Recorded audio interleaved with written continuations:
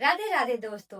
आज हम लोग एक स्टोरी कवर करते हैं क्योंकि मेरे माइंड में वो स्टोरी बहुत दिनों से चल रही है। तो मैंने सोचा ये स्टोरी आप लोगों तक भी पहुंचनी चाहिए।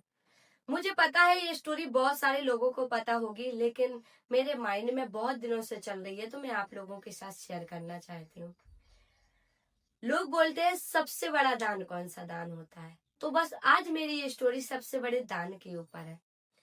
एक बार की बात है, महर्षि च्यवन ने 12 वर्ष का जलवास का प्रण ले लिया और जल में रहते रहते उनसे सारे जलचर हिल मिल गए और एक साथ अच्छे से रहने लगे।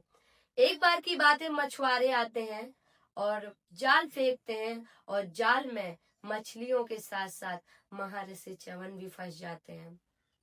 मछुआरे देखते हैं जाल बहुत भारी है तो बहुत खुश होते हैं कि आज तो बहुत सारी मछलियां फंस गई हैं, लेकिन जाल भारी होने के कारण वो बड़े मुश्किल से वो जाल को निकालते हैं। तब देखते हैं मछलियों के साथ साथ महर्षि च्यवन भी उसमें फंसे हुए थे। जैसे ही जाल बाहर आता है, मछलियां तड़पड़ाने लगती हैं, छटपटाने लगती हैं।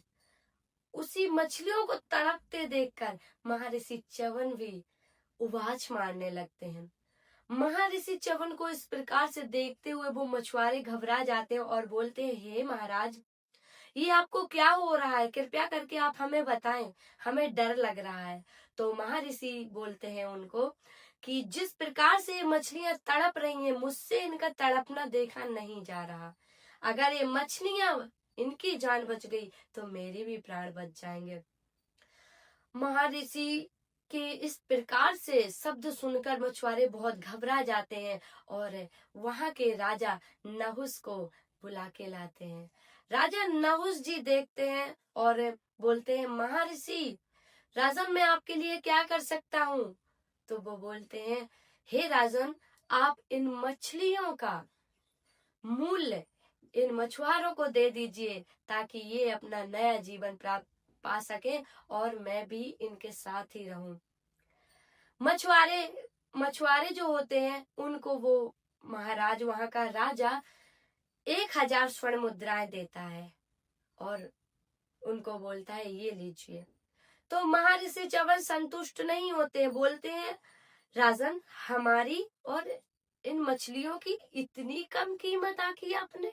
उसके बाद राजा नहुस ने 1,00,000 स्वर्ण मुद्राएं देने का संकल्प लिया। इसके बाद भी महर्षि को संतुष्टि नहीं हुई। इस बार राजा नहुस धर्म संकट में फंस गए थे और उन्होंने इस बार 1 करोड़ स्वर्ण मुद्राएं देने का संकल्प लिया, लेकिन महर्षि को अब भी संतुष्टि नहीं हुई थी। तो राजा नहुस ने अपना आधा राज्य, उसके बाद पूरा राज्य देने का संकल्प किया, लेकिन महर्षि को अब भी संतुष्टि नहीं थी।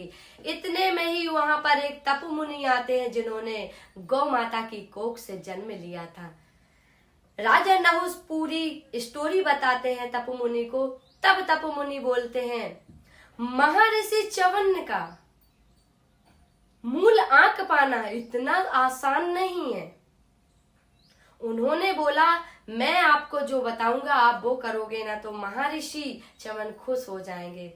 तो राजा नहुस ने बोला, बस आप बताइएगा, मैं आपकी बात मानने के लिए तैयार हूँ। तप मुनि ने कहा, आप महर्षि च्यवन को गोदान दीजिए, क्योंकि गोदान से बढ़कर कोई दान नहीं, गौ सेवा से बढ़कर कोई सेवा नहीं, गौ दर्शन से बढ़कर कोई दर्शन नहीं। गौ माता तो लक्ष्मी होती है। गौ माता में हमारे सारे देवी देवता वास करते हैं।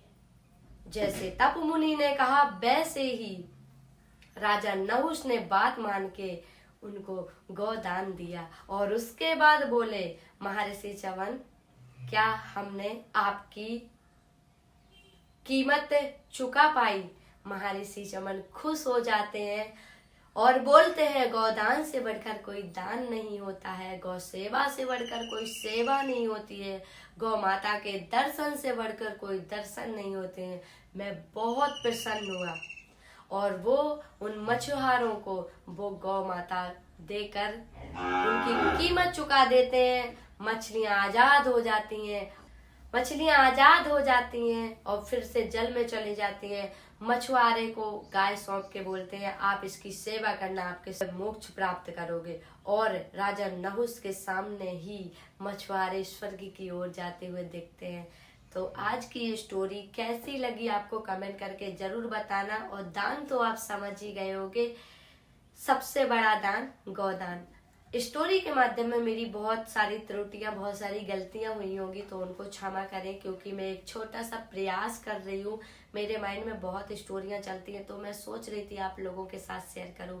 अगर आप लोग इस स्टोरी में प्यार और प्यार भरे कमेंट करेंगे तो मैं जल्द ही आप लोगों के सामने एक न्यू स्टोरी लेके आऊंगी। अभी तक के लिए राधे राधे।